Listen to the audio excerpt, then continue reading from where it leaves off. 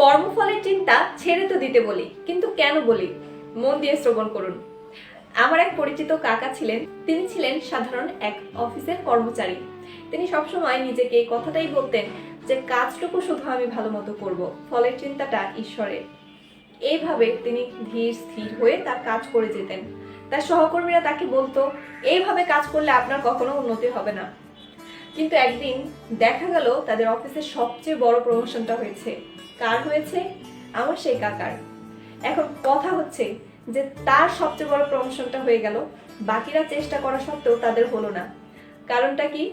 কারণটা হচ্ছে তিনি যে কর্মটাই করতেন তা ধীর স্থির এবং শান্তভাবে সম্পন্ন করতেন। ফল নিয়ে তার কোনো মাথা ব্যথা ছিল না, তার চিন্তাও ছিল না।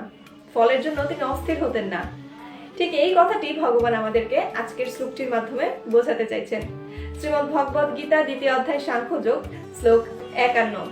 কর্মজং বুদ্ধির্যুক্তা হি ফলম ত্যক্তা মনীষিণ জন্মবধ্যা বিনির্মুক্তা পদং গচ্ছন্ত্যনাময়ম। অনুবাদ: মনীষীগণ ভগবত সেবায় নিযুক্ত হয়ে কর্মজাত ফল তারা পরিত্যাগ করে, আর এভাবেই তারা জন্ম মৃত্যুর বন্ধন থেকে মুক্ত হয়ে দুঃখ দুর্দশার ঊর্ধ্বে অবস্থান লাভ করে। তাহলে কি বুঝলেন? এটাই তো যে ব্যক্তি কাজ করে বুদ্ধি দিয়ে আর ফলের জন্য ব্যাকুল হয় না, সেই ব্যক্তি প্রকৃতপক্ষে মুক্তি লাভ করে। রাধে রাধে।